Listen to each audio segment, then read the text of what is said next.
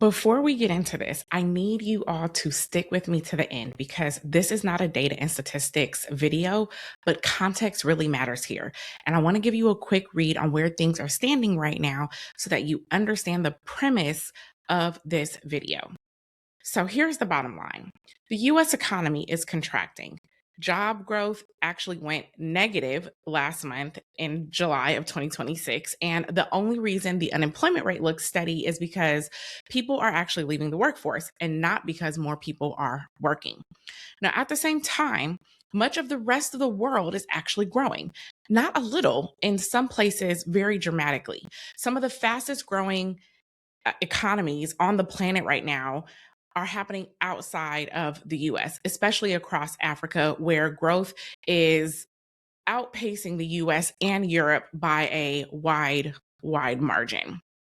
Now, this is not two coincidences that are just sitting next to each other. This is a signal.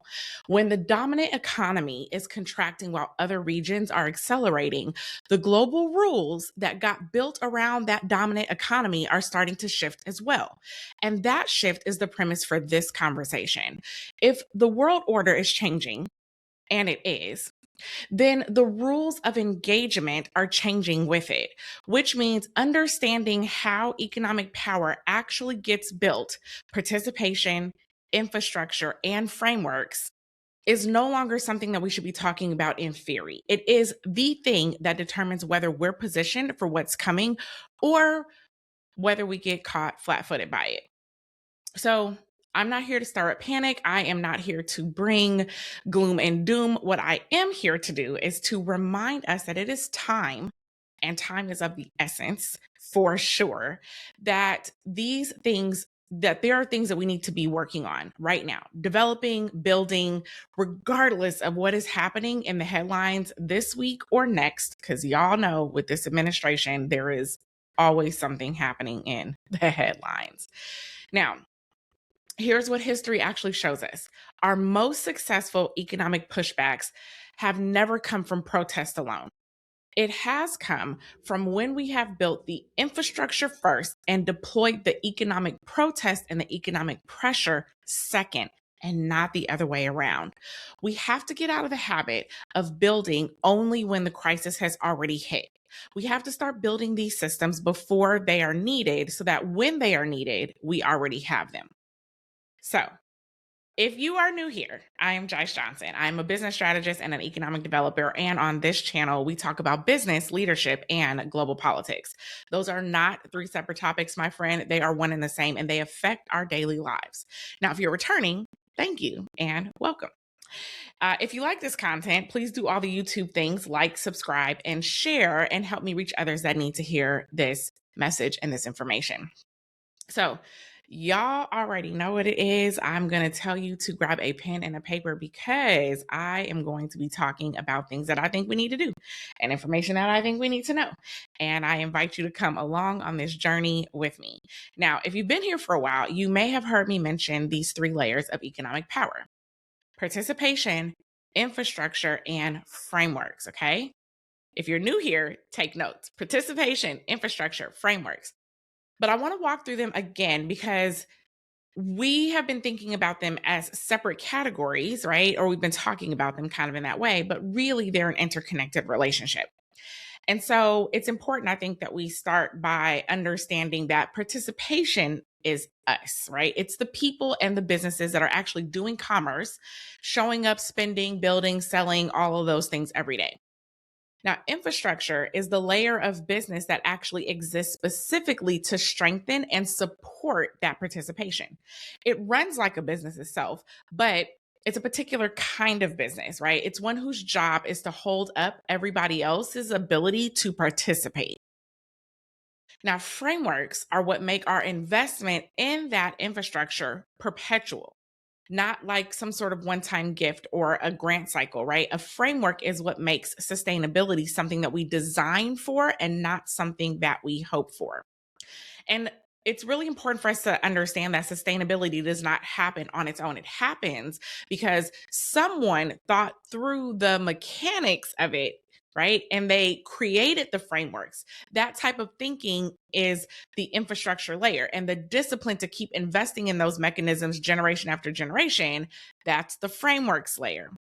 So the infrastructure layer, when we're talking about parallel markets, right? Like that's what the parallel market really is. It's the infrastructure layer. And again, as I'm saying, these are interconnected. So there's a little bit in the framework space here.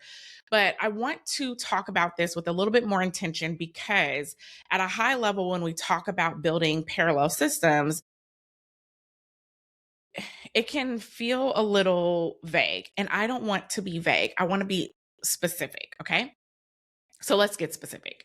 When we say infrastructure, when I say infrastructure, when we're talking about infrastructure, what we are actually talking about is, well, first, let me say this. I want to move past kind of what we default to. We default to banks and lending, right? And that matters, but because it matters, because lending matters. And I'll circle back around to that. But if the only parallel market we can name is the lending layer or like capital, then we're thinking too small. So I want to really open up this conversation and flesh this out. And I'm going to start with finance, but I'm going to move beyond banking. Okay. So this includes insurance, bonding, and surety, and title. Okay. There are huge gaps here. So at the banking level, what we know is, only roughly about 16% of Black applicants actually get approved for full financing. 48% of white applicants do. So there's a big gap that's here, right? Almost half of Black applicants actually get nothing at all. There's also a Consumer Federation of America study that found that predominantly Black neighborhoods pay 70% more on average for the same coverage as other areas. So this is where we're going from the banking into the other aspects of finance, like insurance, right? There's a 2020 industry commissioned study that found a driver with a clean record in a majority Black neighborhood pays almost 20% more than a driver with prior offenses in a majority white neighborhood, meaning a worse driving record in a white neighborhood can cost less than a clean driving record in a Black one.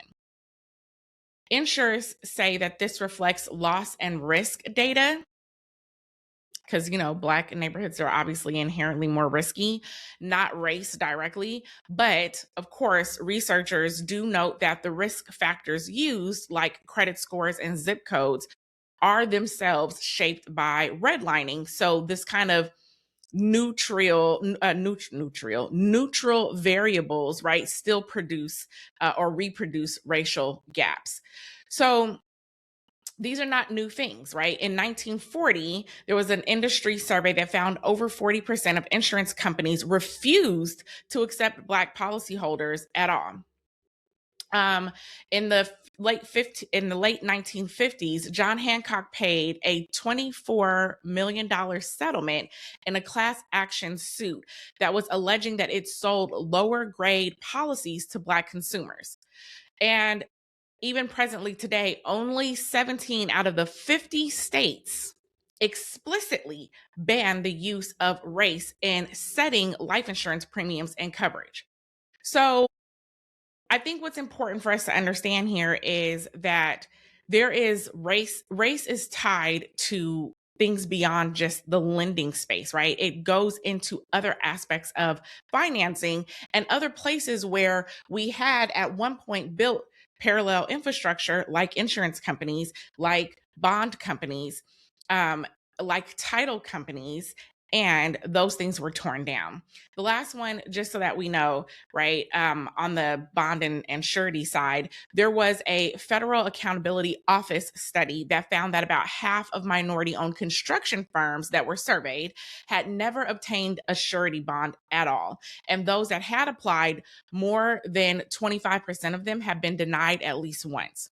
So even when we're talking about access to opportunities, if you are in the construction industry, you will know that those bonds are gates to opportunity, right? If you can't get bonded, you are not going to be able to be a prime on a contract, right? Just for starters. So there's a lot there when we're talking about what type of infrastructure or parallel infrastructure needs to be built to support the businesses, right, that we have within our community. But I want to talk about these other buckets because again, I want to get past kind of the easier, more default examples that we tend to use. So I want to talk about media. Who controls the information channels control the economic narrative. This is why, even presently, we are seeing like current fights over major media monopolies, right? And this bucket includes ownership of platforms and distribution, not just content creation. So we have examples of Black owned platforms building real alternatives to, the extraction model media that we see and that we largely use, but they are unsupported and underinvested. And so we have examples of things like when Threads popped out, Threads was paying creators $5,000 a month to push the platform. And then they just stopped. Like once people started adopting the platform, they stopped.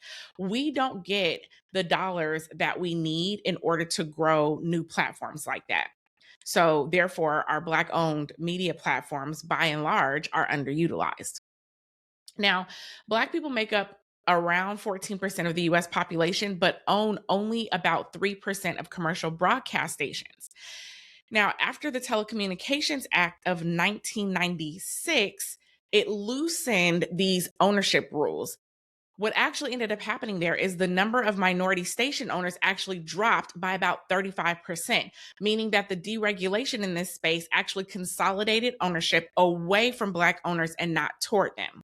And now, as they've loosened those ownership rules, right, this goes into consumer protections, which is not the scope of today, but what we're seeing now is these monopolies. Multiple studies go back into the 1990s, and there are some that have been replicated as late or as recently that I have been able to find into like 2015 timeframe. But these studies have found that Black people are overrepresented as crime perpetuators on local news, right? And so we know this, like when we turn on the news, I would say, even if they haven't done recent studies, I think we have all seen what this looks like, right? Black people are overrepresented as the perpetuators of crime in the local news, in local news, and how we are like how our narratives are actually told, right? And so like on social media, I always love when people like see these headlines and then they go and they're like, they rewrite the headline to do a better representation of what this should have been saying. And they're like, there, I fixed it, right?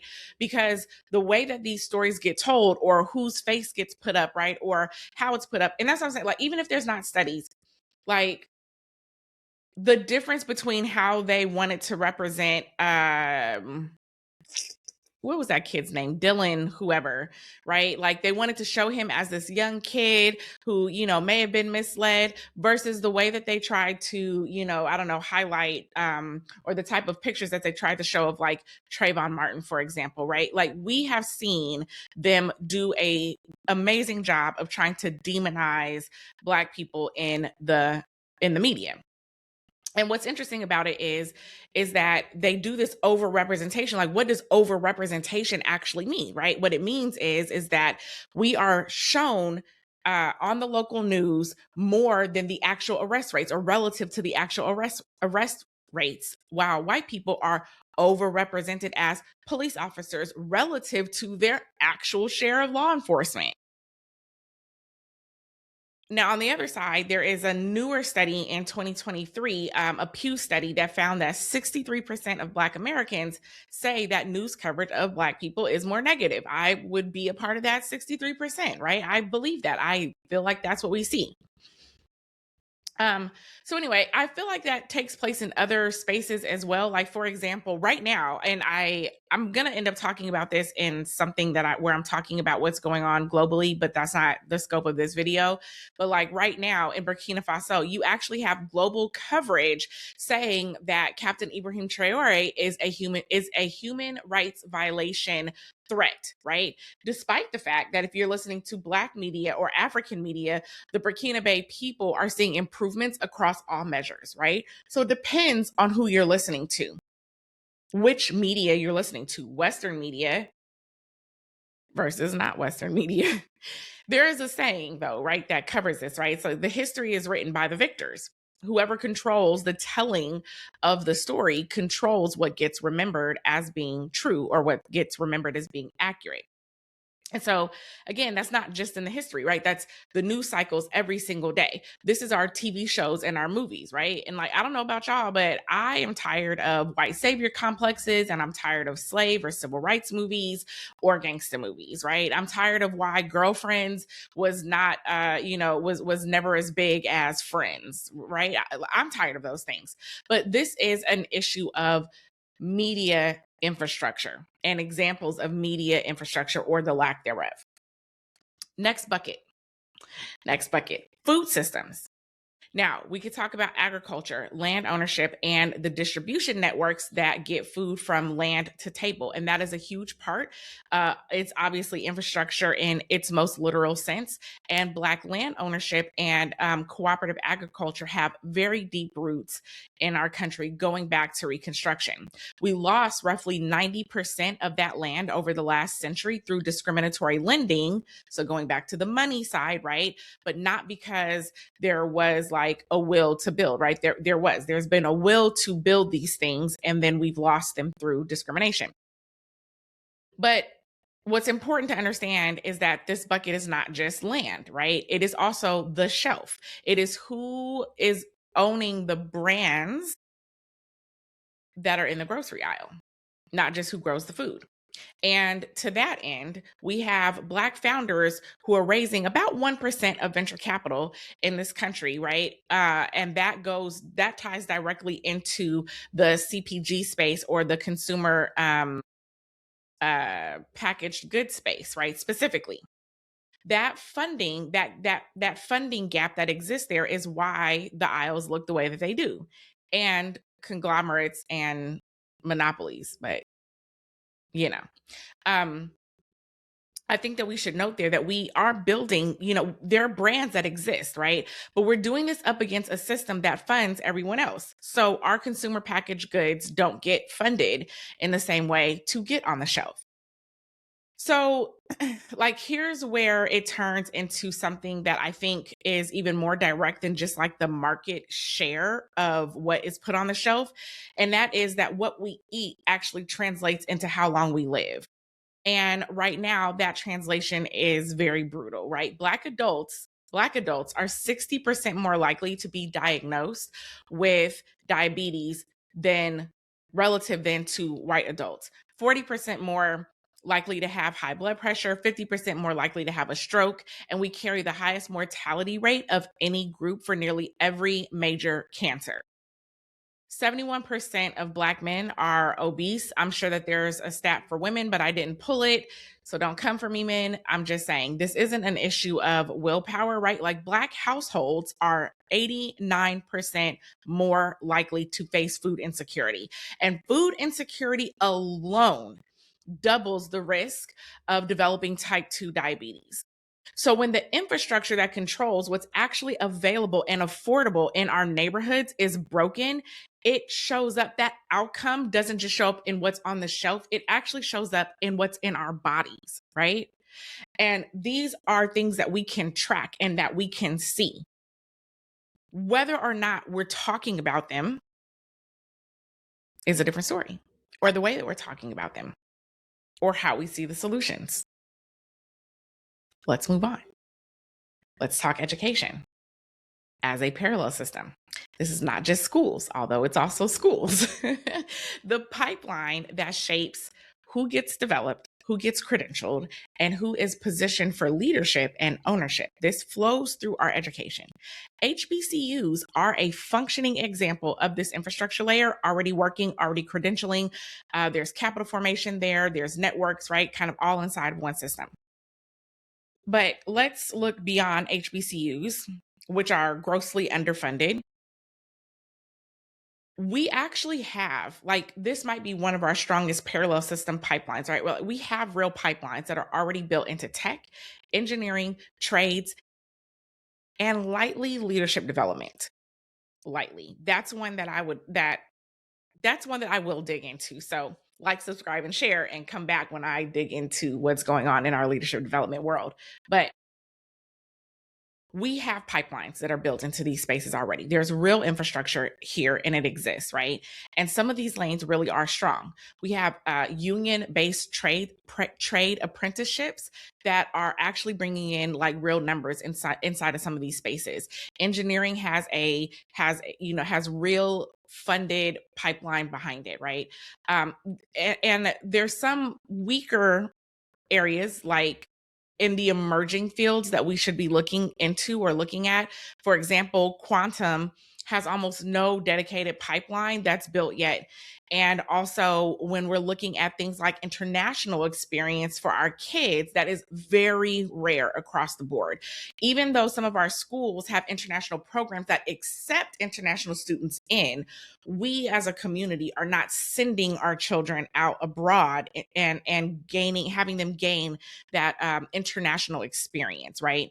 And that shows up in other areas like in our business because we are not positioned or thinking about international work, right? And that is an area where Black Americans and immigrants obviously differ, but Black Americans by and large are not thinking internationally, right?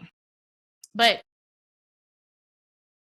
kind of keeping down that pipeline or kind of keeping down that train of thought, right? There's some deeper issues that are working there, right? Having pipeline, which is what we have, what we can show, isn't the same thing as that pipeline working. There's so much potential in this bucket that actually isn't translating into outcomes.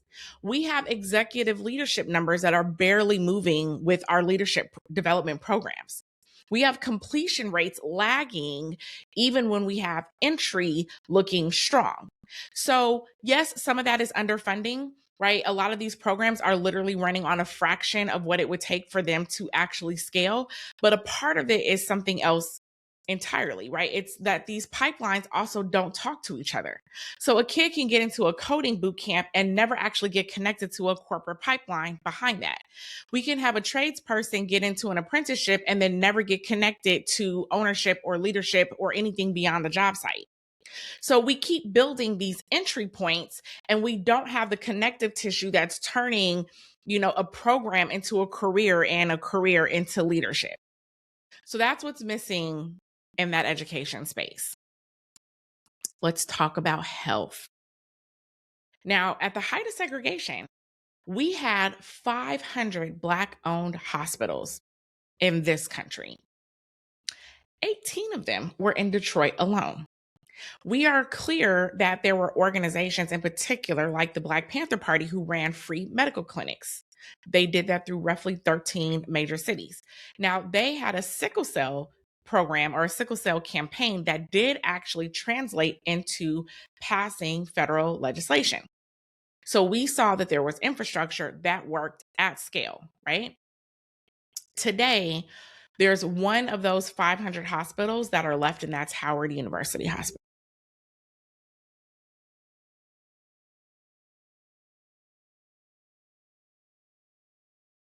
Health infrastructure isn't just about hospitals, though. So, despite the fact that that's a super depressing statistic, let's keep talking. Who becomes a doctor in the first place is a part of that infrastructure. Black physicians make up only about 5% of all doctors in the country, even though we're about 14% of the population. This is not just an issue of a talent gap. There is a report from over 100 years ago that shut down most Black medical schools on purpose. The researchers estimate that that single decision from over a century ago cost us somewhere between 27 and 35,000 fewer Black physicians than we would otherwise have today.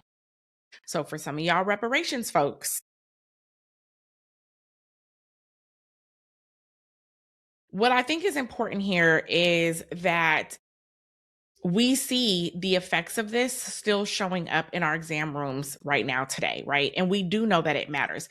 Patients consistently do better when they are treated by a physician who shares their race and who explicitly doesn't share the biases that come along with this institutional racism. So there's that. Um, who's in the room when we give birth? Like, I have my oldest daughter is a traumatic birth story, to say the least. That was before I knew about Black women's maternal and maternity. What am I? Maternal mortality. Say that 3 times fast. Well, I have my own story in that space, dealing with my oldest daughter in particular, and struggles dealing with my second and my third child, but not anywhere close to the ones dealing with my oldest. I was not aware when dealing with my oldest that Black women die from pregnancy related causes at roughly 3 times the rate of white women.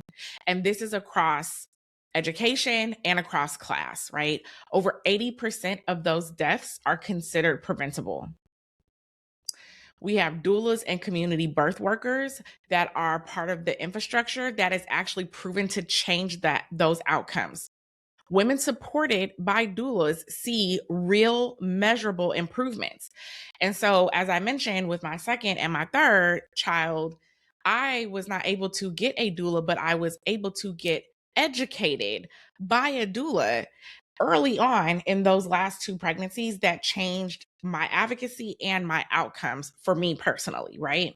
So I believe in this for my own lived experience. But what's interesting here is that workforce is small, it's underfunded, and it is inconsistently covered by insurance. Hence, I was not able to get a doula to work with me. I was able to take some classes by a doula that helped me.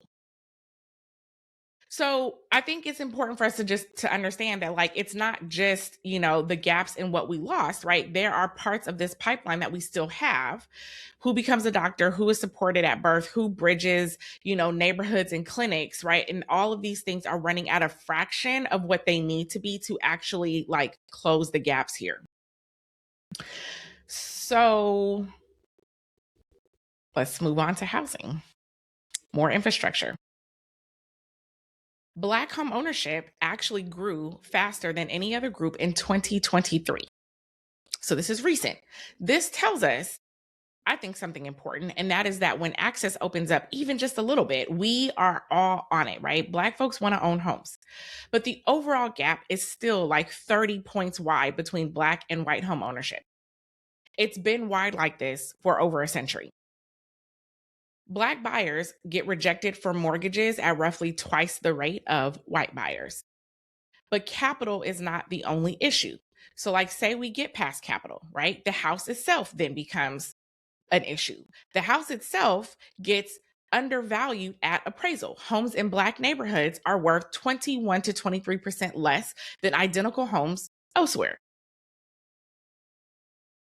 There's that gap is 150 plus, 160 plus, depending on which report you look at, $billion nationally in our wealth that is sucked out from appraisals. Then we get taxed on top of that. Undervaluation. So we have this undervaluation, and then we're taxed at a higher relative rate than white homeowners. When we pay up to 30% more to insure the same house, even when our actual risk is identical. If that home was inherited rather than bought, it may not even have a clean title. We have issues with heirs property, land passed down without a will. This is one of the leading causes of involuntary Black land loss in this country, is our inability to legally protect what we own and legally protect what we're inheriting. Now, we're talking about infrastructure and we're talking about parallel systems. So I want to be clear about naming something in this space, right? Because it's tempting to say that, like, the fix is just having more of us in the room, right? So when we're talking about, for example, the appraisal side, there's already been some studies around this. More Black appraisers, right? More Black assessors. Having that representation, it for sure matters, but the formula itself is actually the problem. So we've already looked at some of this, right? Appraisals the appraisals and automated models are replacing what they've built around comparable sales. So, for example, if a neighborhood was redlined and undervalued for decades, then its entire sales history is already suppressed. So, a Black appraiser using the same required methodology, pulling from the same historically depressed comparables, right, is going to essentially land on the same number as a white appraiser in a lot of cases, right? So, and it's not in everything. Like, we do know for sure there are documented examples of residences that are being presented as white owned but are actually Black owned, appraising for higher numbers. So it is a both and situation. It's not just the methodology, because there appears to be some pull or some give in the methodology, but it's also the methodology. It's not just the representation. So I want to name that because that's not the same thing as a parallel infrastructure that we can just pull because, or that we can just build, right? Because that system is tied into legislation. Hopefully that makes sense, what I'm saying. That system is tied into legislation. So it's bigger than just developing a parallel system. That's what I'm trying to say. Now, in saying that and understanding that not every gap can be closed by us building something new, right? Some of these gaps being legislative, that means that some of what we need to build actually has to come through think tanks, right? For example, like think tanks should be documenting where and how these formulas break down. Think tanks should be researching, or the research arm of a think tank, right, should be like able to specify what a corrected model would actually look like. And then we should be able to build policy pressure to force it into use. That's not the same thing as building a parallel bank or parallel infrastructure, a parallel insurance company. It's a different kind of infrastructure, and it's still one that needs to be built. But I think basically what I'm saying is I want us to understand the limitations of the parallel system and what we have to do, right? A parallel system is going alongside the mainstream one, and there are aspects of the mainstream one that we can't just build around. So hopefully that makes sense. The last one that I want to talk about is justice and mutual aid, right? And so, like, again, these are big buckets, because when I talk about parallel systems, sometimes it can feel very vague. And I want to move beyond that vagueness, and so that we can get into the depth of what parallel infrastructure should look like, or could look like, or where we might need it, and how not having this infrastructure and having us forced into the mainstream system affects our outcomes, and why these things are structural. And the number one thing that I am always pushing is for us to understand that we are talking about more than individual accountability. This is my issue with a lot of the current framing. A lot of the current framing is around individual accountability, what the individual is doing right or what the individual is doing wrong. And what I'm saying is that no data anywhere supports that the issues that we experience as a collective are due to us individually not doing the right thing. So this is why we look to create parallel systems in the first place, is to pull out of the mainstream systems. That being said, the last one that I want to talk about is justice and mutual aid. So we know that at points in time, we have had Black-led bail funds and mutual aid networks, right, as infrastructure. They move money, they provide direct material support, and they fill gaps that the government won't. Now,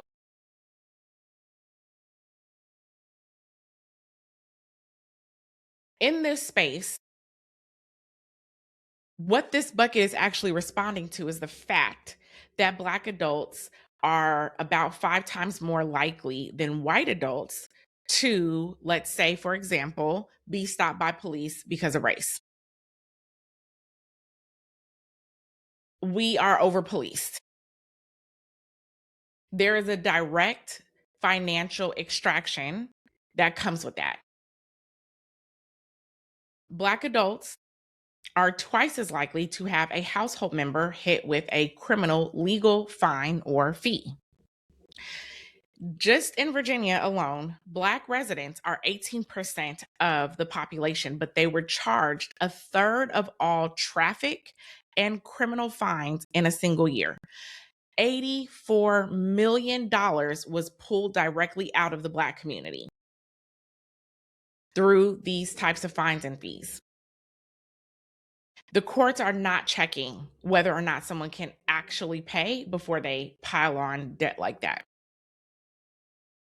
It also shows up in our family, right? Not just the justice system, but also in mutual aid. Black children are 14% of the child population, but 23% of foster care.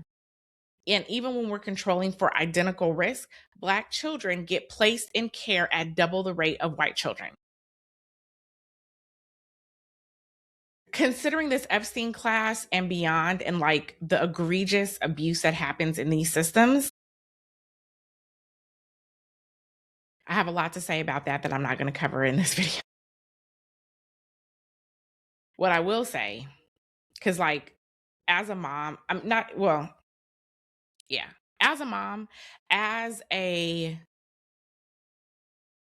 sister to someone who is a foster family, and who I know that the children that have been placed in my sister's home are so well loved and so well cared for, I find it egregious about the abuse that happens within a system where people are supposed to be checked before they can take in these children. But in focusing on the parallel systems and recognizing that our children get placed into these systems at double the rate of white children, kinship care, keeping kids with their relatives instead of with strangers, is a community answer that there is some data that says that some of those things work for us, right? But it's not funded. There is, there is one program that I was looking at, one major program where only 4% of foster homes were available. Let me read my stat right. I'm sorry. One major program shows that only 4% of foster homes available were Black households, even though Black kids make up a disproportionate share of who needs placement. So maybe that's a space, right? Like maybe that's a space for Black homes to consider how they can open up for our children who are being displaced. At any rate, the gap that is this layer runs almost entirely on volunteer labor, and it is very reactive in terms of fundraising. And it does get built.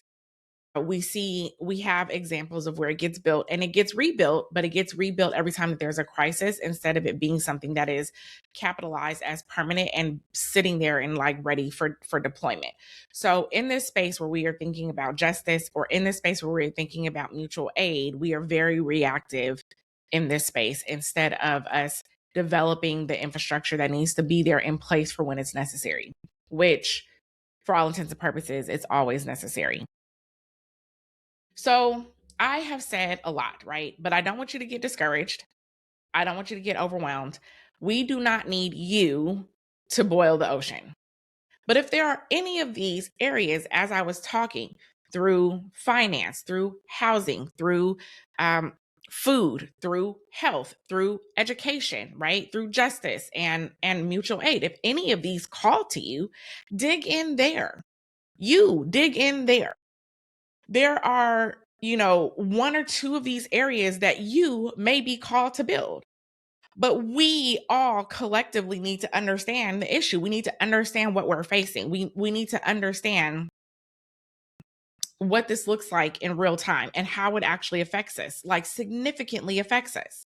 And also, we should know this, right? Naming these buckets is not enough, right? That's literally only a part of it, is understanding the buckets of infrastructure that govern our daily lives. What actually makes the infrastructure sustainable is the framework underneath it, right? The designed mechanism that keeps investment flowing on purpose with consistency and not reactively. So our mainstream system already does this very deliberately. I'm gonna run through this because this video is long. But the mainstream system already does this, right? We know what this looks like. Take roads, for example. The federal gas tax feeds directly into the highway trust fund, and then that money is earmarked by design for roads and transit infrastructure. At a broad level, we don't vote on it year by year. It's built there to keep flowing, right? So there might be allocations or different things like that that we vote on at the local level, but like by and large, the money is earmarked, it's pooled and it's earmarked for transit and infrastructure. Education. Public school funding runs on a formula. Roughly 45% of it is state, 42% of it is local, the rest of it is federal, varying somewhat, but ultimately there is a distribution system, right? And it's not like, are we going to donate to our schools this year, right? There's a system behind pulling tax dollars in order to fund the schools at various levels, right? You have things like banking. You have deposit insurance, right? That exists because the government decided that in a very deliberate way, banks needed a guaranteed backstop so that people would trust the system enough to put their money in it. So the pattern across all of these is that there's a dedicated revenue stream. It's our taxes. And a formula for how that's distributed, right? And legal installation that is meant to kind of protect it from these short-term politics and things like that. That is a framework. That is a design. It is done on purpose, right? In order to build that out. Now, the frameworks that we use in America are not the only frameworks that exist. There are other frameworks that exist to build infrastructure. For example, China built the China Development Bank specifically to fund infrastructure private markets considered to be too risky. Essentially, there is the state acting at it as its own financier when nobody else is going to take on that bet. So whatever way that you see China and its economic system, you probably don't know enough about it to really make a fair assessment. But China operates very much in a mixed space, in a mixed way. And part of that is for the state to fund infrastructure that private markets are not going to build. Ethiopia did something entirely different. They built their Grand Ethiopian Renaissance Dam, which just recently opened, right? It was their largest infrastructure project on the continent. They built it, financing it mostly through civil bonds, through people giving up a portion of their salaries in the form of debt to the state. And so essentially, everyday citizens bought their government bonds specific, right, to the dam, the building of the dam. And the diaspora was also, there were diaspora bonds that were opened up also to fund this project, right? So they raised over $1 billion interest. It was backed by essentially the future power that the dam was going to generate. So there's other models in terms of what it looks like in order to finance infrastructure. And that matters because we cannot talk about these things that need to be built while our tax dollars go into building the mainstream things and the things that bar us out of the access and bar us out of the opportunity, and then look to capitalize or build our own infrastructure, right? Um, I think what's important here is for us to understand, as I close this out, is really for us to understand that we are living in a system that continuously strips us of our wealth. To invest in building parallel structures, right? Which to invest in building these parallel structures requires for us to give more than what's already being taken. This is also what makes the gate to accessing capital so egregious, right? Like the gate to us accessing the capital that we need to build, despite the constant extraction, is wild. It also hurts us when our Black billionaires only invest in equity and philanthropy. But I'm gonna just leave that where it is. um, what I think is important for us to understand is this is also why this is a both and conversation, because we know for sure that we are being extracted from by a lot, by more than our white counterparts. When we look at these wealth gaps and these disparities and the things that make us want to create parallel structures, it's a double whammy. We're getting hit on all sides. We have to develop think tanks to address legislation that can fix these things because it's owed to us, because it's being built on our labor and our innovation and our excellence and our research and all of that. It's being built on that. It's owed to us. So we have reparations from what's owed to us in the past, and we have what's owed to us now.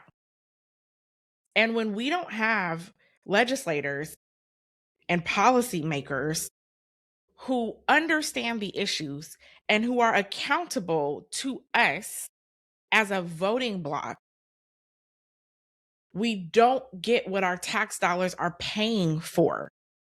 We don't get the benefits, even as they are trying to dismantle social benefits. We don't get the benefits that are owed to us through our taxes.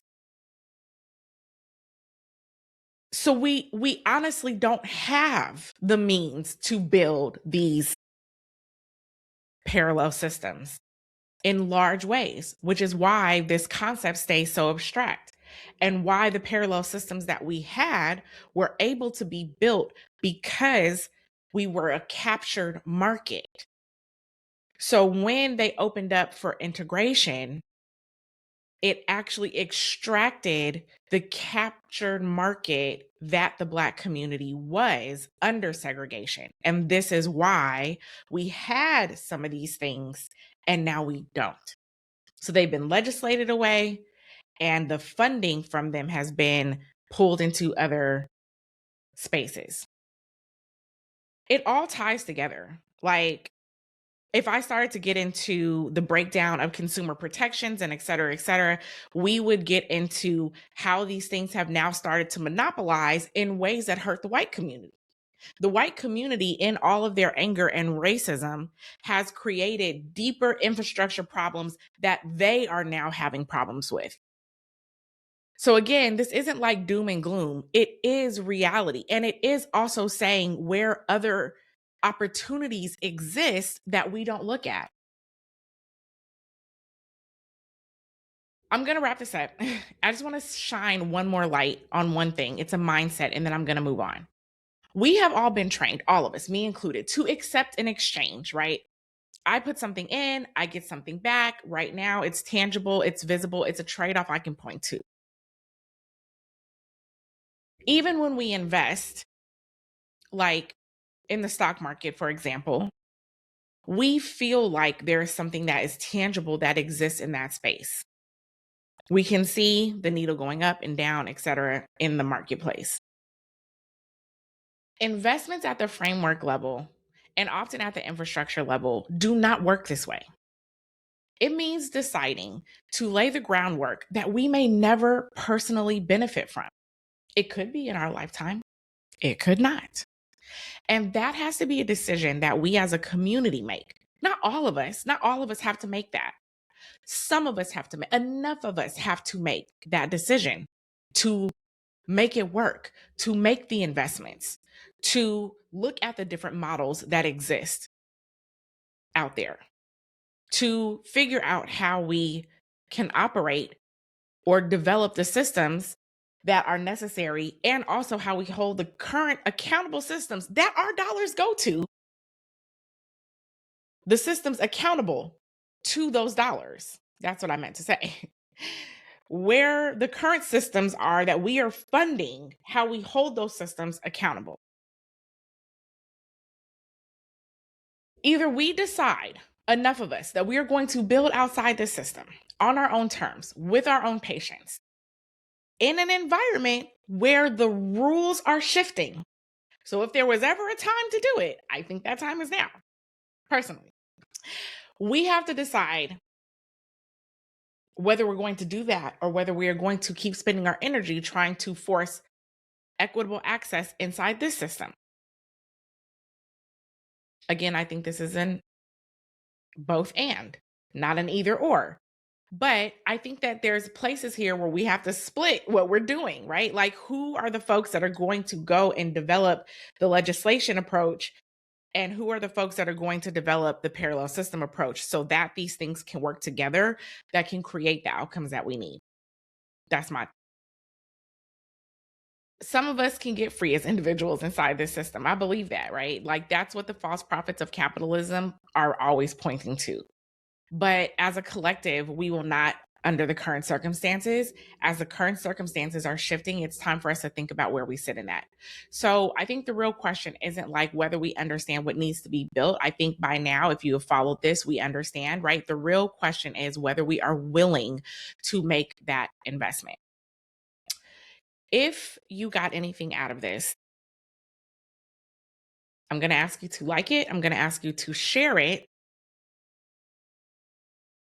I'm going to ask you to join me at the next video where we continue to break down these concepts and think about how we continue to build up our community. So, thank you.